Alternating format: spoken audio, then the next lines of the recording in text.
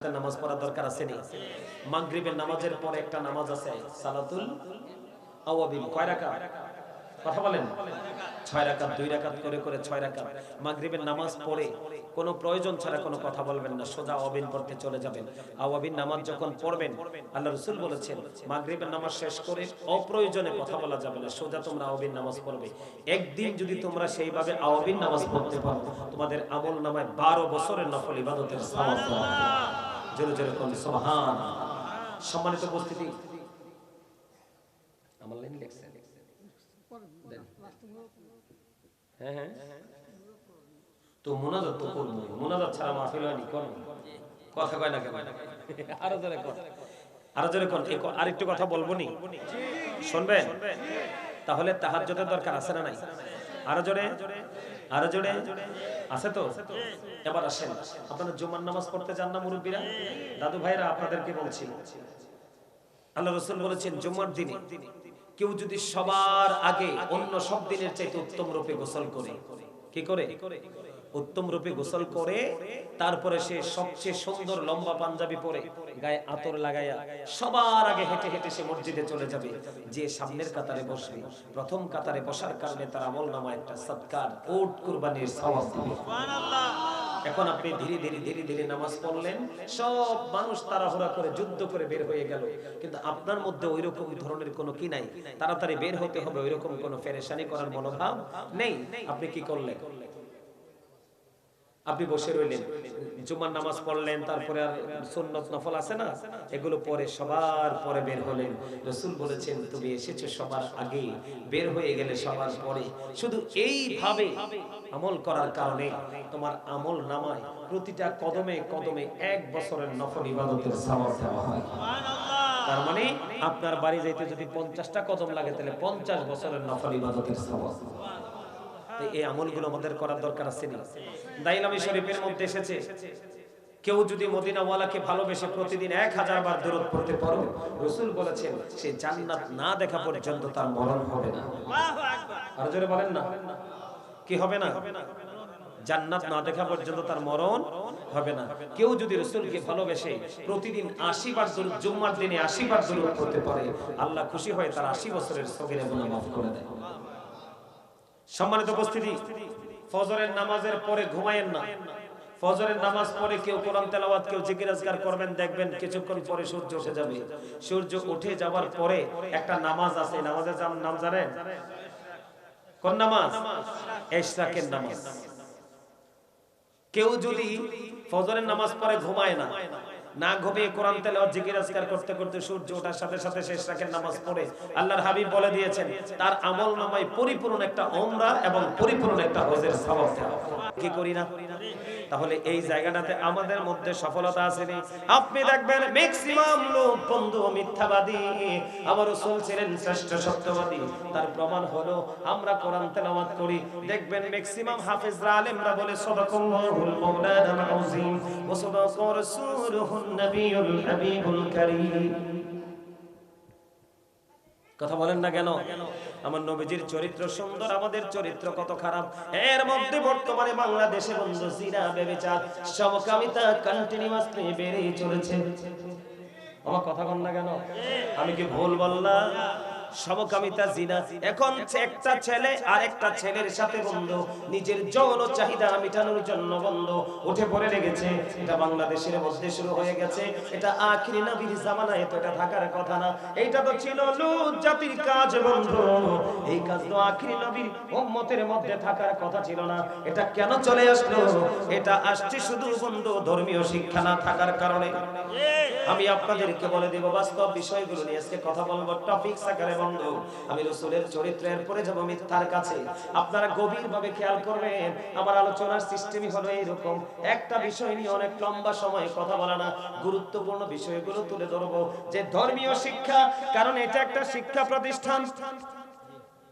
আমি আপনাদেরকে বলে রাখি বন্ধু, আপনারা হয়তো মনে মনে ভাবতে পারেন গো হুজুর আমরা আপনি কথা বলতেছেন, আমরা সবাই বসে বসে শুনছি গো হুজুর, আমাদের লাভটা কি?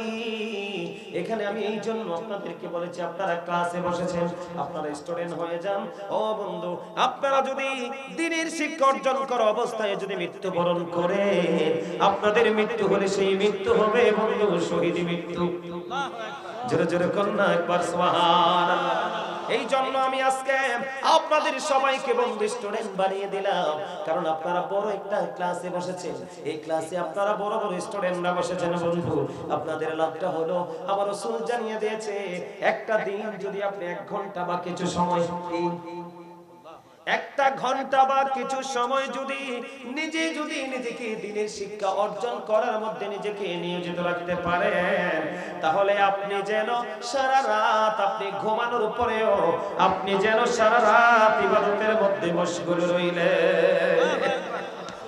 কয় ঘন্টা? আল্লাহ রাসূল বলেন 1 ঘন্টা বা কিছু সময়। রাত না, কিছুক্ষণ পরে মাহফিলটা শেষ হয়ে যাবে।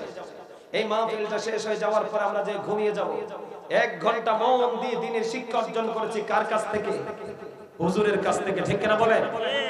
একজন সত্যিকারের আলেমের কাছে ভালোবেসে বসা, তার সাথে মহব্বত করা, এই মহব্বতটাকে চিরজীবন অমর করার চিন্তা নিয়ে থাকা, এটাও একজন সাধারণ মানুষের জান্নাতের দলিল। বন্ধুরে আমার, আমি বলিনি, আল্লাহ রাব্বুল আলামিন বলে দিয়েছেন, join with my dear people, come to my paradise। আল্লাহ বলেছেন, ফাদখুলি ফি ইবাদি ওয়াদখুলি জান্নাতি। আল্লাহ বলেছেন, আমার প্রিয় লোকেদের সাথে যুক্ত হও আর আমার জান্নাতে চলে আসো। হুজুর, আপনার প্রিয় লোকগুলো কে গো? আল্লাহ রাব্বুল আলামিন জানিয়ে দিয়েছেন, আল্লাহর প্রিয় লোক হলো হক্কানি আলেম এবং হক্কানি আল্লাহর ওলিরা। বলছে কে? ওমা, আপনারা যখন দম ধরে গেলেন আল্লাহর ওলির কথা কোনে রাগ হইছে? আর জোরে, আল্লাহর ওলিদের কথা বলে রাগ হয়? রাগ হয়? এই দেশে ইসলাম আনছে কারা? ওলিরা। কথা বলে না কেন? হ্যাঁ, বন্ড কিছু শয়তান তো বাইর হইবই। কথা কয় না কেন? আপনার সমাজে কি সব ভদ্র লোক? অভদ্র আছে না? মাদ্রাসার শিক্ষক কি সবগুলো আদর্শবান? আদর্শহীন কিছু আছে না? তো প্রত্যেকটা জায়গায় নেগেটিভ পজিটিভ মিলাইয়াই তৈরি হয়, ঠিক কিনা বলেন? আমাদের বক্তাদের মধ্যে সবাই কি ভালো? আরো জোরে বলেন। কি কিছু বলবেন? আমাদের মধ্যে সবাই কি ভালো? ভালো না? আমার দিকে তাকানো বন্ধু।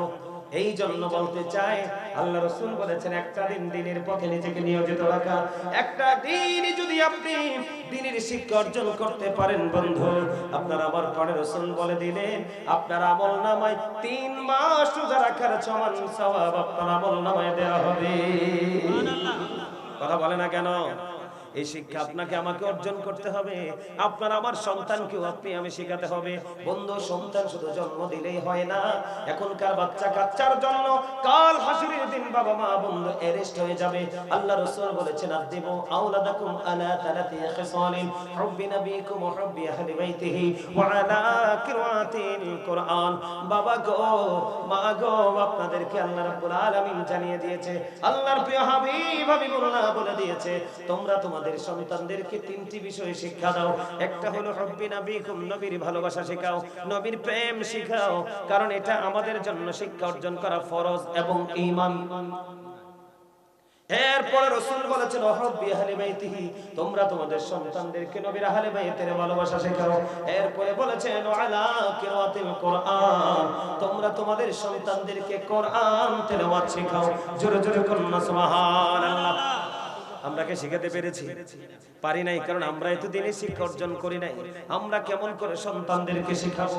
এই জন্য বন্ধু, আমি আপনাদেরকে বলে দিতে চাই, আপনার আমার প্রাণের রাসূল ছিলেন, তিনি শ্রেষ্ঠ চরিত্রের অধিকারী, উত্তম চরিত্রের অধিকারী, গুড ক্যারেক্টার সম্পন্ন। আর আপনার আমার চরিত্র কেন এমন হলো? আপনার আমার দিনের সঠিক শিক্ষাটা নাই বন্ধু। আপনি যদি আপনার সন্তানকে কি করতে চান? চরিত্রবান বানাতে চান, বাবা মা হিসাবে আপনার আমার প্রথম কাজ হলো বন্ধু, ছেলে যখন বিয়ে বড় হবে, উপযুক্ত হবে, মেয়ে যখন উপযুক্ত হবে, ভালো পাত্র এবং পাত্রী দেখে বিয়ে দিয়ে দেওয়া। আমরা কিন্তু ছেলেকে বিয়ে দিতে চাই না, বাবার সম্পদ আছে, বউ আনলে বউকে লালন পালন করতে পারবে, কিছুদিন পরে সময়টা ছেলেটা চাকরি করলেও হয়ে যায়। কিন্তু আমাদের বাবা মারা, ম্যাক্সিমাম বাবা মারা এটা করতে চায় না। সন্তান উপযুক্ত হওয়ার পরে জিনা, ব্যভিচার, যত সমকামিতা, যত অন্যায় করবে, সবগুলো অপরাধ থেকে বন্ধু বাঁচতে হলে বাবা মাকে গুরুত্বপূর্ণ ভূমিকা নিতে হবে। Every parent should take care their children very carefully. প্রত্যেকটা পিতামাতার উচিত তাদের সন্তানের দায়িত্ব যত্ন সহকারে পালন করা। ও বন্ধু, এই কারণে বলে দিলাম, আপনারা আমার দিকে তাকান। হাসান ইবনে আল্লামা ইবনে হাজার আসকালানি, হাসান ইবনে জাকওয়ান থেকে তিনি বর্ণনা করেছেন, বলবনি? আরো জোরে বলেন, বলবনি? তিনি বন্ধু বলে দিয়েছে, তোমরা তোমাদের সন্তানদেরকে ধনী লোকের সন্তান থেকে বাঁচিয়ে রাখো। কে করো? কি করো? ধনী লোকের সন্তান দেখে তুমি তোমার সন্তানকে বাঁচিয়ে রাখো। হুজুর কেন গো, কেন গো? কারণ ম্যাক্সিমাম ধনী লোকের সন্তান হলো সমাজের জন্য, জাতির জন্য হুমকি এবং ফিতনা। কথা বলে না কেন? কারণ গরিব এবং মধ্যবর্তী পরিবারের মানুষগুলো তার আত্মসম্মান নিয়ে বাঁচতে চায়। গরিব যাদের, ধনী যারা টাকা পয়সা আছে, তারা বন্ধু সম্মান মর্যাদা সেটা বুঝতে চায় না, তারা শুধু তাদের টাকার গরমে চলতে চায়। এই কারণে তাদের সন্তানগুলো পথভ্রষ্ট হয়ে যায়, নষ্ট হয়ে যায়, ইসলাম বিদ্বেষী হয়ে যায়। এই জন্য তোমার সন্তানকে উত্তম চরিত্রের অধিকারী করতে হলে ও বন্ধু, তুমি গরিব বেটা এবং বেটি থেকে তোমার সন্তানকে দূরে রাখো। জিনা, ব্যভিচার থেকে নিজের চরিত্রকে অ্যাক্টিভ করে রাখার জন্য তুমি একটা কাজ করতে পারো। বলে হুজুর কেমন? আল্লাহ রাসূল জানিয়ে দিয়েছেন, উপযুক্ত যুবক এবং উপযুক্ত যুবক, দুইটা যুবক একই খাটে, একই বিছানায়, একই কাঁথার নিচে তোমরা কোনোদিন ঘুমাতে দিবে না। একটা উপযুক্ত ছেলে, একটা যৌবনী পরিপূর্ণ ছেলে আর একটা ছেলের সাথে আরেকটা ছেলের লজ্জাস্থানের দিকে তাকাবে না। আল্লাহর হাবিব বলে দিয়েছে, একটা যুবতী মেয়ে এবং আরেকটা যুবতী মেয়ে একই জায়গায়, একই বিছানায়, একই কাঁথার নিচে ঘুমাতে দিবে না। একটা নারী আরেকটা নারীর লজ্জাস্থানের দিকে তাকাতে দিবে না। জোরে জোরে বলুন একবার আল্লাহু আকবার। আরো জোরে বলেন আল্লাহু আকবার। এখন আমাদের মধ্যে এই ট্র্যাডিশনটা আসেনি? নাই তো নাই। এক ঘরে একটা, এক কাঁথার নিচে 4টা-5টা ঘুমায়। কথা বলেন না কেন? সম্মানিত উপস্থিতি, এগুলো কোরআন হাদিসের কথা, আমার বানানো কথা নয়। ও বন্ধু, আমার বানানো কথা নয়।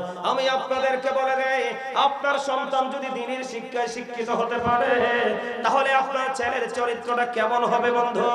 হযরত ওমর রাদিয়াল্লাহু তাআলা আনহুর জামানায় খেয়াল করেন, একটা যুবক কন্টিনিউয়াসলি 5 ওয়াক্ত নামাজ পড়তো, অত্যন্ত ফুটফুটে নুরানি একটা যুবক। আজান দিলেই মসজিদের দিকে দৌড়ে ছুটে চলে যেত। প্রতিদিন তিনি নামাজ পড়তে যেতেন বন্ধু। পাশেই ছিলেন এক সুন্দরী অপূর্ব যুবতী মেয়ে। বন্ধুরে আমার, ওই যে যুবতী মেয়ে, ওই ছেলেটাকে দেখে তার প্রেমে বন্ধু পাগল হয়ে গেল। কিন্তু মেয়েটার মনের মধ্যে একটা আশা আকাঙ্ক্ষা জাগলো, এই ছেলেটাকে আমার আপন করে পেতে হবে বন্ধু। দেখতে দেখতে দেখতে দেখতে দিন চলে যাচ্ছে, রাত চলে যাচ্ছে, সময় পার হয়ে যাচ্ছে। এবার কি হয়ে গেল? একদিন ছেলেটা, আবার বলছি বন্ধু এই ঘটনাটা হযরত ওমর রাদিয়াল্লাহু তাআলা আনহুর জীবনী থেকে তো কালেক্ট করেছি। একদিন কি হলো? দেখতে দেখতে বন্ধু ছেলেটা এশার নামাজ পড়লো। এশার নামাজ পড়ে যখন তার ঘরের দিকে রওনা হলো, তখন এই মেয়েটা এমন ভাবে তাকে প্রেম আকাঙ্ক্ষা দেখালো, ছেলেটা শয়তানের ধোঁকায় পড়ে গেল। শয়তানের ধোঁকায় পড়ে গিয়ে বন্ধু ধীরে ধীরে ধীরে ধীরে এবার ওই মেয়েটার ঘরে চলে গেল। মেয়েটা এমন ভাবে ঘর সাজিয়ে রেখেছে, মনে হয়েছে যেন আজকে বিয়ের রাত, ভাসর হবে, স্বামী স্ত্রীর মিলন হবে, এমন ভাবে মেয়েটা ঘরটা সাজিয়েছে বন্ধু। আল্লাহি, ও বন্ধু, ছেলেটা যখন এই যুবতী মেয়ের ঘরে চলে গেল, চলে যাওয়ার পরে ছেলেটার আল্লাহর কথা মনে হয়ে গেল। সুবহানাল্লাহ বলেন না কেন? কি হয়ে গেল? আল্লাহর কথা মনে হয়ে গেল। আপনারা কখনো বলবেন না, যেখানে একটা যুবতী ছেলে থাকে আর একটা যুবতী মেয়ে থাকে, এখানে থার্ড পারসন থাকে শয়তান। কথা বলে না কেন? একটা পুরুষ এবং একটা নারীকে যদি নোংরামির মধ্যে শয়তান ঢুকাতে পারে, শয়তানের লিডার থেকে বড় পুরস্কারের আশা করে। সেই জন্য তারা পাগল পারা। আপনারা জানেন কিনা জানি না, শুনেছেন কিনা জানি না, শয়তান সিংহাসন বানায় কিন্তু পানির উপরে। কিসের উপরে? শয়তানের সিংহাসন তৈরি হয় পানির উপরে, ওখান থেকে মানুষকে বন্ধ কি করে, ওখান থেকে মানুষকে কুমন্ত্রণা দেয়, পুরস্কার দিয়ে দিয়েছে ডিসপ্লেতে। এই যে যত বড় পাপ আদম সন্তান দিয়ে তুমি করাতে পারবে, তত বড় পুরস্কার তোমার নসিবে জুটবে। নাউজুবিল্লাহ বলেন না। আপনারা দেখবেন আমরা যখন দুনিয়াতে এসেছি, এখনকার বাচ্চারাও দেখবেন মায়ের কোল থেকে পেট থেকে আসার পরে ওয়া ওয়া বলে চিৎকার মেরে ওঠে। কথা বলে না কেন? হাদিস শরীফের মধ্যে এসেছে বন্ধু, আপনার আমার প্রাণের রাসূল তিনি জানিয়ে দিয়েছে, বাচ্চাটা তখনও কেঁদে ওঠে যখন শয়তান তাকে টাচ করে। নাউজুবিল্লাহ বলেন না কেন? একটা বাচ্চা দুনিয়াতে আসার পরে শয়তান যখন স্পর্শ করে, তখন এই বাচ্চাটা ওয়া ওয়া বলে চিৎকার মেরে ওঠে। ঠিক তেমনি ভাবে বন্ধু কি করলো আল্লাহ, যুবককে ওই যুবতী মেয়ের ফাঁদে ফেলে দিল।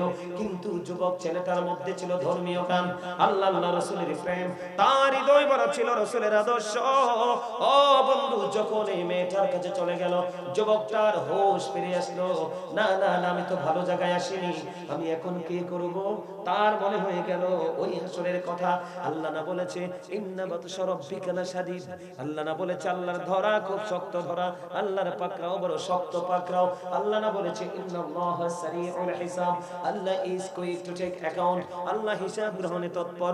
ওই যুবকের হৃদয়ে রাজ্যে মনে হয়ে গেল ওয়া ইযাল কুবুর বুসিরাত আলিমাত নাফসুম মা কদ্দামাত ওয়া আখরাত। ওই যুবকের হৃদয়ে রাজ্যে বন্ধু মনে হয়ে গেল, ও বন্ধু যুবক মনে পড়ে গেল আল্লাহ রাব্বুল আলামিন বলেছেন কাল কিয়ামতের দিন কবর ওপেনিং করা হবে। জোরে জোরে একবার বলেন না আল্লাহু আকবার। কেমন যুবক দেখছেন নি, একবার ইয়াং, একবারে তাগড়া জওয়ান যৌবন, তার শরীরে টকবক টকবক করে। এই সময় কিন্তু যুবক যুবতীকে শয়তান বেশি কাজে লাগানোর চেষ্টা করে, কিন্তু ওই যুবকের হৃদয় ভরা ছিল আল্লাহ রাসূলের প্রেম, তার মধ্যে ছিল বন্ধু দ্বীনের শিক্ষা। তখন ওই ছেলেটার মনে হয়ে গেল ওই যে 30 পারা সূরা ইনফিতরে আল্লাহ বলেছেন ইদাস সামাউ ফাতারাত ওয়া ইদাল কাওয়াকিবু তাথরাত ওয়া ইদাল বিহারু ফুজ্জিরাত ওয়া ইদাল কুবুর বুসিরাত আলিমাত নাফসুম মা কদ্দামাত ওয়া আখরাত। ওই যুবকের মনে হয়ে গেল আকাশটা তো সেদিন ভেঙে যাবে, তারকাগুলো সেদিন ঝরে ঝরে পড়বে, সমুদ্র সেদিন উদ্বেলিত হবে। আল্লাহ বলেছেন ওয়া ইদাল কুবুর বুসিরাত, কবরটা যেদিন ওপেনিং করা হবে, ও বন্ধু সেদিন আমরা কে কে করেছি আর কি করিনি প্রত্যেকে প্র্যাকটিক্যালি দেখতে পারবো, জানতে পারবো। দুঃখজনক হলেও সত্য, ওইখানে যদি মানুষগুলো অ্যারেস্ট হয়ে যায়, আল্লাহ বলেছেন লা ইয়ামুতু, people will not die that day, সেদিন মানুষগুলো মরতে পারবে না। আল্লাহ বলেছেন ফিহা ওয়ালা ইয়াহইয়া, people will not be able to live that day, সেদিন মানুষগুলো বাঁচতে পারবে না। আল্লাহ বলেছেন ওমা হুমান হাবি গায়িবিন, people will not be able to escape that day, সেদিন মানুষগুলো ওখান থেকে পালাইতেও পারবে না। ওই ছেলেটার মনের মধ্যে এই ভয়ঙ্কর কথাগুলো মনে হয়ে গেল। ও বন্ধু, তখন ওই মেয়েটার একেবারে কাছাকাছি চলে গেল। তখন ছেলেটার ইচ্ছে হলে যা মন চায় তাই সে করতে পারত, কিন্তু ছেলেটার আল্লাহর কথা মনে হয়ে গেল, ওই হাসরের ভয়ঙ্কর কথা মনে হয়ে গেল। সব যখন মনে পড়ে গেল, হঠাৎ করে বন্ধু ছেলেটা অজ্ঞান হয়ে যায়। সুবহানাল্লাহ বলেন না কেন? আরো জোরে। ছেলেটা অজ্ঞান হয়ে গেল, সেন্সলেস হয়ে গেল। এখন কিন্তু বন্ধু তাকে তার আপন স্বজন খুঁজে পাচ্ছে না, ঘুরে ঘুরে ঘুরে ঘুরে তাকে খুঁজছে, কোথাও খুঁজে পাওয়া যায় না। কোথায় গেল রে ছেলেটা? তারপরে খুঁজতে খুঁজতে ওই মেয়েটার ঘরে অজ্ঞান অবস্থায় পেল। এখান থেকে এসে তার আপন স্বজন তাকে আদর করে বাড়ি নিয়ে গেল। নিয়ে যাওয়ার পরে আল্লাহর হুকুমে তার আবার জ্ঞান ফিরে আসলো। আসার পরে তার আপন স্বজন, বাবা মা আপন স্বজনেরা প্রশ্ন করতে থাকলো, বাবা বাবা গো, তুমি কেমন করে ওখানে গিয়েছো? কেনই বা তোমার এই অবস্থা হলো? কেমন করে তুমি জ্ঞান হারিয়ে ফেললে? এই কথা বলার পরে যুবক তার যত ঘটনা ঘটেছে সবগুলো খুলে বললেন। সবকিছু বলার পরে সঙ্গে সঙ্গে আবার ছেলেটা অজ্ঞান হয়ে গেল। অজ্ঞান হয়ে যাওয়ার পরে তাৎক্ষণিকভাবে ছেলেটা ইন্তেকাল করলো। ইন্না লিল্লাহি ওয়া ইন্না ইলাইহি রাজিউন। তখন বন্ধু আপনাদেরকে বলে দেই, ইন্তেকাল করার পরে নিয়ম হচ্ছে একটা ডেড বডি লাশকে তাড়াতাড়ি কবরে পৌঁছে দাও, কারণ কবরে এই কারণে পৌঁছে দিতে হবে তাড়াতাড়ি।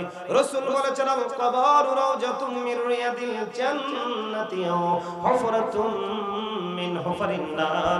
রাসূল বলেছেন কবরটা জান্নাতের একটা বাগান হবে, জাহান্নামের একটা গর্ত হবে। এই জন্য একজন মানুষ ইন্তেকাল করার পরে কাজ হলো তাকে তুমি তাড়াতাড়ি দাফন করে দাও। সে যদি নেককার হয় তার ফলভোগের জায়গায় চলে গেল, আবার যদি সে অপরাধী হয় তে সাজার জায়গাও চলে গেল। বন্ধু তাড়াতাড়ি করে ছেলেটাকে দাফন করা হলো। দাফন করার পরে হযরত ওমর রাদিয়াল্লাহু তাআলা আনহুকে জানানো হলো। হযরত ওমর দৌড়ে চলে আসলেন। আসার পরে ওই ছেলের কবরের পাশে গেলেন। কবরের পাশে যাওয়ার পরে বন্ধু বিস্তারিত সব কিছু শোনার পরে হযরত ওমর এবার একটা ডাক দিয়ে বললেন, যারা অন্যায় করতে গিয়ে আল্লাহর কথা মনে করে, হাসরের কথা মনে করে আল্লাহর দরবারে দাঁড়াতে হবে, জবাব দিতে হবে, এই ভয় যার মধ্যে থাকে তাদের জন্য আমার আল্লাহ ভয় করে যারা অপরাধ থেকে ফিরে আসে, আমার আল্লাহ তাদের জন্য কবরে দুইটা জান্নাতের সুখ দান করে। হযরত ওমর দুনিয়ার জমিনে বন্ধু কবরের পাশে দাঁড়িয়ে দাঁড়িয়ে বলে দিলেন, আর সঙ্গে সঙ্গে ওই যুবকের কবর থেকে গায়েবী আওয়াজ আসতে থাকলো, আপনি যা বলেছেন সবগুলো সত্য। আমাকে কবরে রাখার পরে, আমার কবরে দাফন করার পরে আমার কবরে দুইটা জান্নাতের সুখ দেওয়া হয়েছে।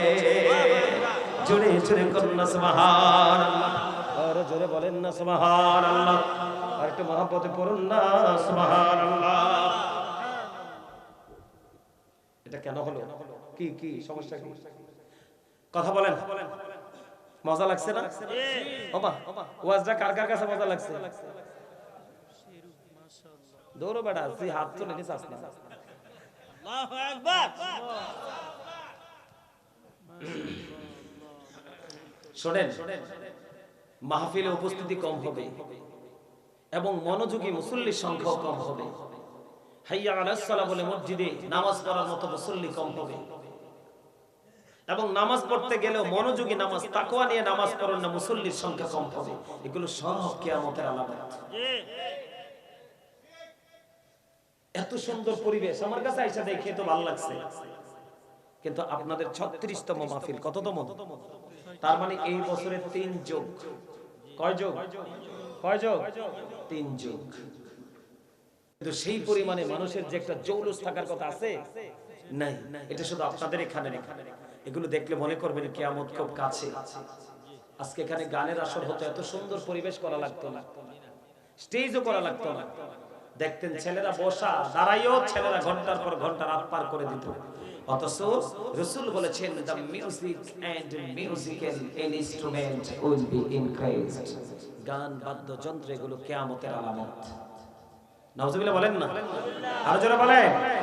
বন্ধুরে আমার দিকে তাকান। আলোচনা করব না, মুনাজাত দিয়ে দেব নাকি আরেকটু শুনবেন? কথা বলেন, শুনবেন? দিনের শিক্ষা থাকলে কি হয়? আমার দিকে তাকানো বন্ধু। আপনাদের আশেপাশে অনেক দূরে মাইক লাগাইছেন, আমি যখন আসলাম অনেক দূর থেকে বন্ধু মাইকের আওয়াজ অত্যন্ত চমৎকার শোনা যায়। এই জন্য আমি আপনাদেরকে আরেকটু বলে দিতে চাই, 3 জন লোক সফরে বের হলেন। কি হলেন? 3 জন লোক সফরে বের হলো। 3 জন লোক যখন সফরে বের হলো, সফরে বের হওয়ার পরে বন্ধু, সফরে বের হওয়ার পরে এবার ঘটনাটা কি ঘটলো? 3 জন সফর শেষ করে তারা কি করলো? গুহার মধ্যে ঢুকলো। কোথায়? গুহার মধ্যে ঢুকলো। খেয়াল করে, তার মানে পাহাড়ের ভিতরে। কোথায়? খেয়াল করে ও বন্ধু, আবারও বলে দেই, ওই যে বলেছি লাহুমুল বুশরা ফিল হায়াতিদ দুনিয়া ফিল আখিরাহ। আল্লাহ রাব্বুল আলামিন ওই মানুষের জন্য শুভ সংবাদ দিয়েছে দুনিয়াতেও আখিরাতে, যার মনের মধ্যে আছে শক্ত ঈমান এবং পাশাপাশি আছে ভয়। ওই ছেলে কি ভয় করছে কিনা? আরো জোরে।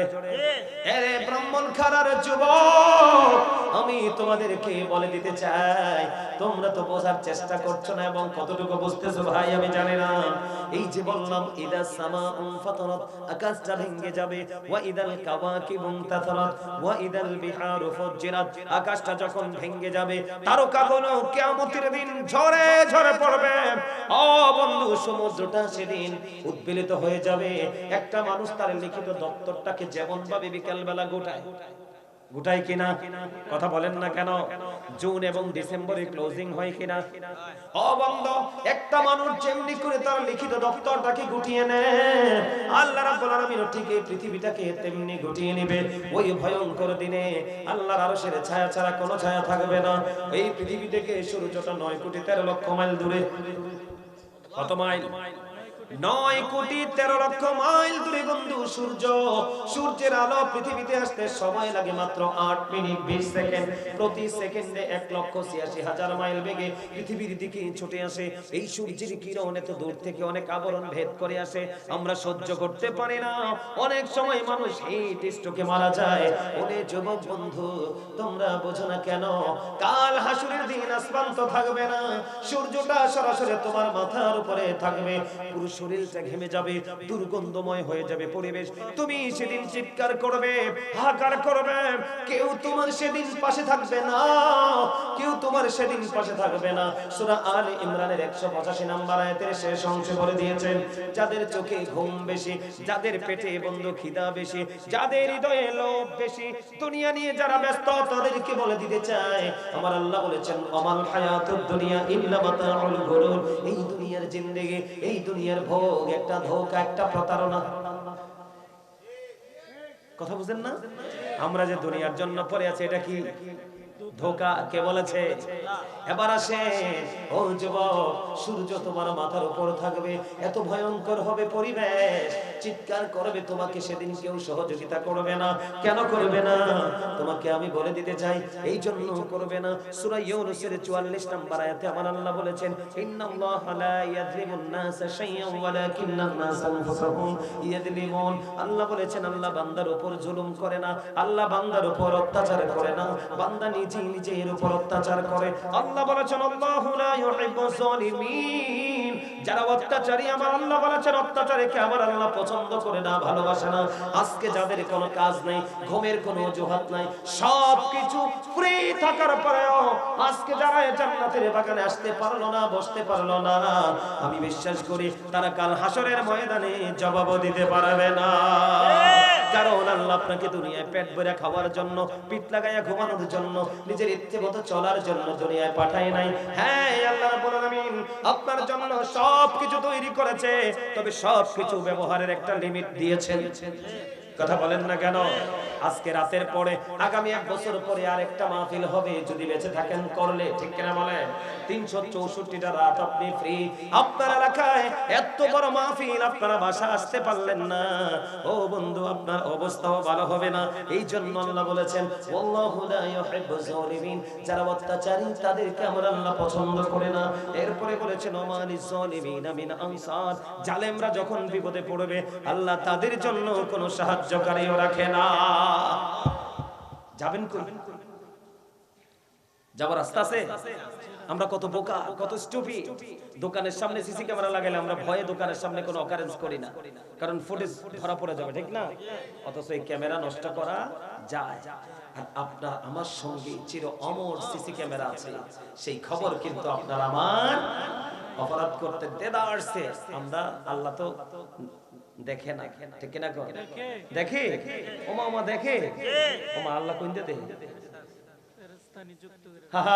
দেখে। ওয়া ইন্না আলাইকুম লাহাফিজিন কিরামান কাতিবিন। যাবেন কই? যাবেন কই? কিরামান কাতিবিন কাঁদে বসিয়া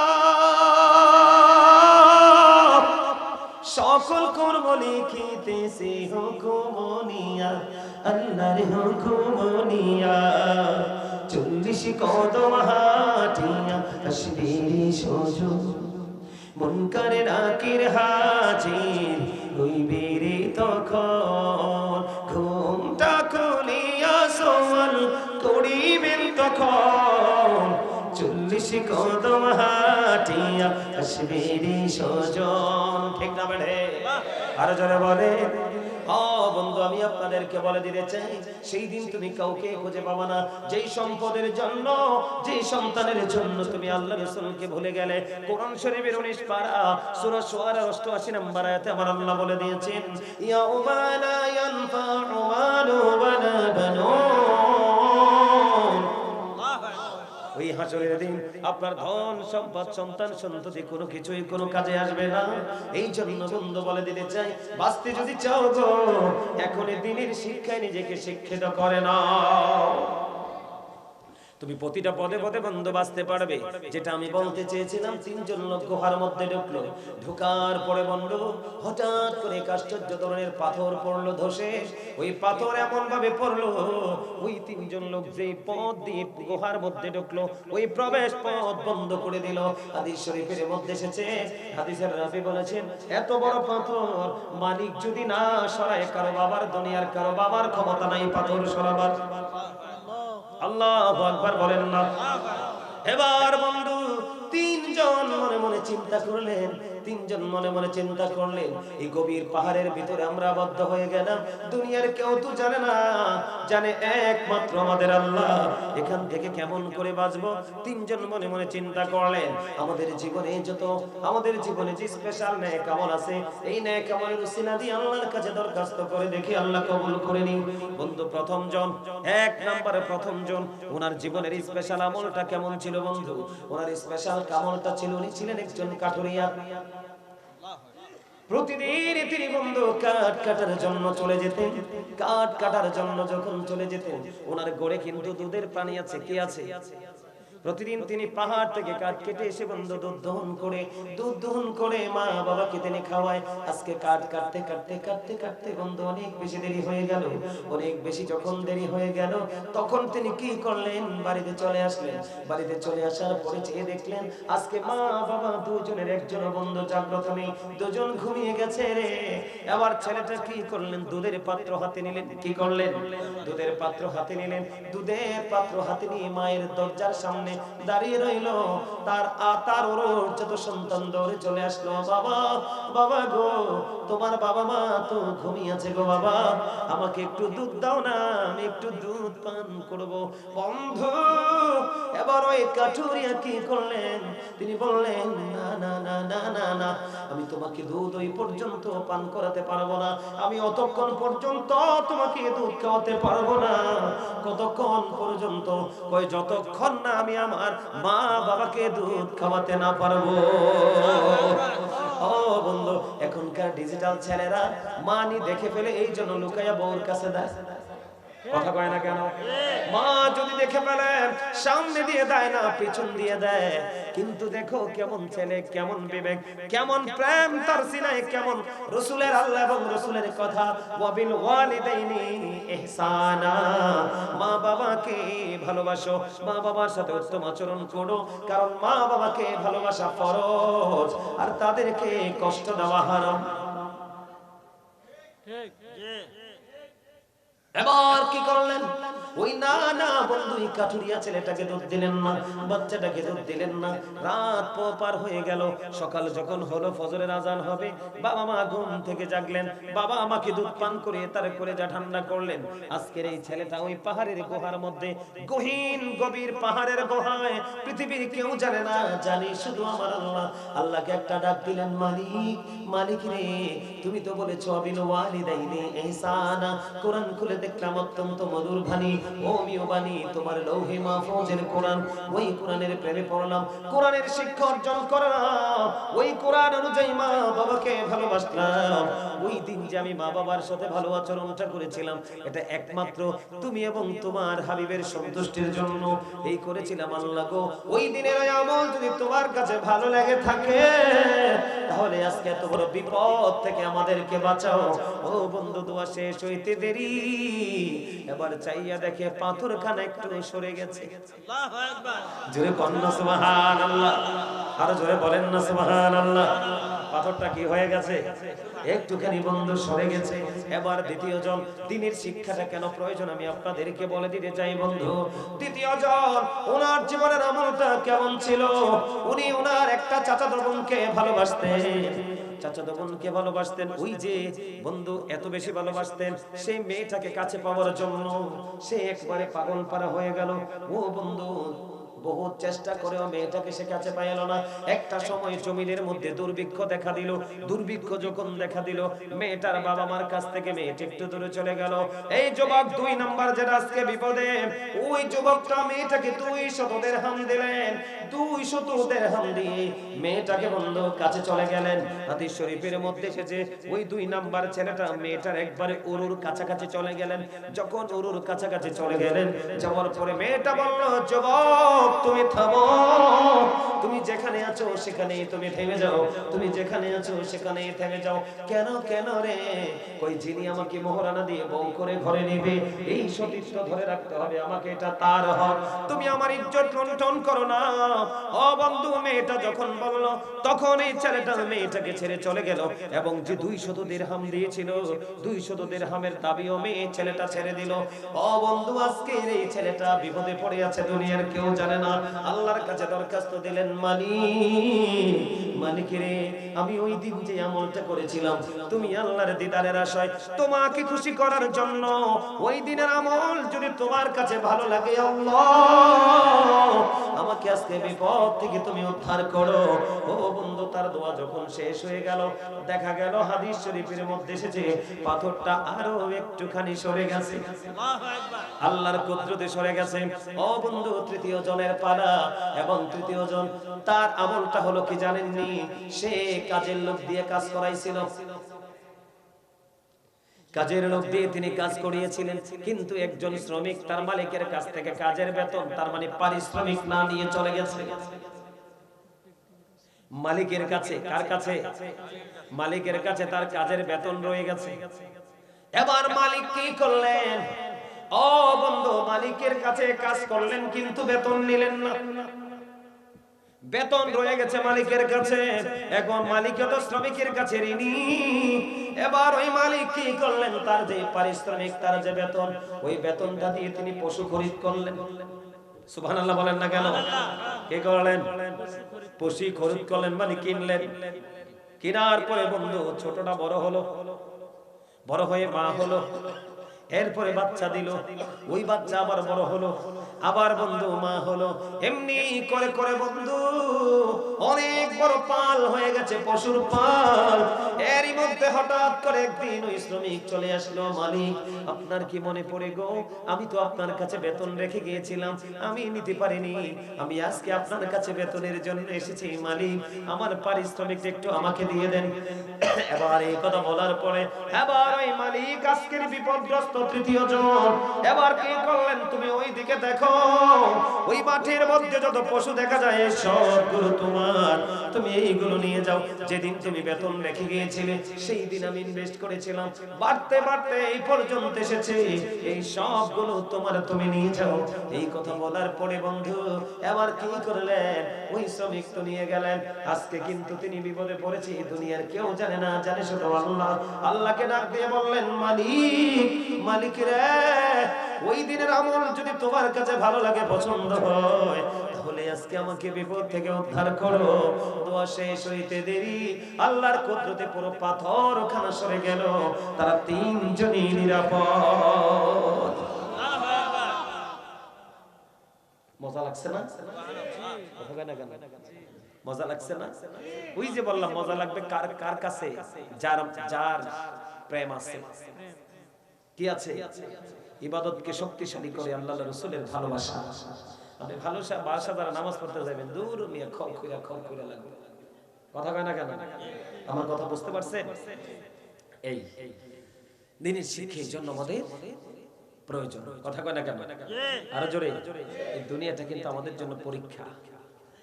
আমাদের জন্য কি পরীক্ষা? আমরা কিন্তু পরীক্ষা দিচ্ছি। কথা বুঝতে পারছেন? আরো জোরে বলেন। তো আমাদের এই চরিত্র ঠিক করতে হবে নি? রাসূল সুন্দর চরিত্রের খবর পাইছেন ভাই? হ্যাঁ, কেন এটা? শুধুমাত্র দ্বীনের শিক্ষা থাকার কারণে, ঠিক না বলেন? আবার আসেন, আমার রাসূল ছিলেন শ্রেষ্ঠ সত্যবাদী, কিন্তু আমরা বলি মিথ্যা কথা। কথা বলেন। মিথ্যাবাদীর আরেক নাম হলো মুনাফিক। মিথ্যাবাদীর আরেক নাম কি? মুনাফিক। রাসূল বলেছেন, believers love the prophet, hypocrites don't love the prophet. রাসূল বলেছেন, ঈমানদাররা আমি রাসূলকে ভালোবাসবে, মুনাফিকরা আমি রাসূলকে ভালোবাসবে না। এই দেখেন যারা মিথ্যা কথা বলে তাদের মুখ থেকে এত বেশি দুর্গন্ধ বের হয়, এই দুর্গন্ধের কারণে তার সিকিউরিটি ফেরেশতা তাকে ছেড়ে 1 মাইল দূরে চলে যায়। কেন? মিথ্যা কথা বলার পরে তার মুখ থেকে দুর্গন্ধ বের হয়। জোরে জোরে বলেন না নাউজুবিল্লাহ, আরো জোরে বলেন নাউজুবিল্লাহ। তাহলে আমরা যদি রাসূলের আদর্শ ধরে রাখতে চাই তাহলে আমাদেরকে কি করতে হবে? দ্বীনের শিক্ষা গ্রহণ করতে হবে, ঠিক কিনা বলেন? একটা মানুষ দ্বীনের শিক্ষা অর্জন করার জন্য যত পরিশ্রম করবে, যত হাঁটবে, জান্নাত তত কাছে আসবে। কি আসবে? কারণ একটা মানুষ যত শিখবে ততই আলোকিত হবে, যত শিখবে ততই আলোকিত হবে। এই জন্য দ্বীনের নিজের চরিত্রকে, নিজের লাইফকে, নিজের ফিউচারকে ব্রাইটনেস করতে হলে দ্বীনের শিক্ষার কোনো বিকল্প নেই, ঠিক না বলেন? আমরা দ্বীনের শিক্ষা অর্জন করতে চাই কি চাই না? আর জোরে বলেন, চাই কি চাই না? আমরা সবাই দ্বীনের শিক্ষা অর্জন করতে চাই। 5 ওয়াক্ত নামাজ পড়বো, হালাল পথে রোজগার করব, মা বাবার সাথে ভালো আচরণ করব, সামাজিক বন্ধনে আবদ্ধ হয়ে চলবো, মিথ্যা কথা থেকে দূরে থাকবো, বিশেষ করে সুদ ঘুষ থেকে আমরা বেঁচে থাকবো। গ্রামে গঞ্জে কিন্তু বেশিরভাগ চাঙ্গা ব্যবসা হলো সুদ। নাউজুবিল্লাহ বলেন। পুরুষরা তো খায় খায়, মহিলারাও খায়। দেখবেন আপনি টাকা হাওলাত চাইলে করবো, বোন গো হারামও নাই। কে? যখন আপনি সুদের কথা কইবেন, কইব আমার বড় আফার কাছে কিছু টাকা আছে, কারণ দুলাভাই বিদেশ থাকে। কথা কয় না কেন?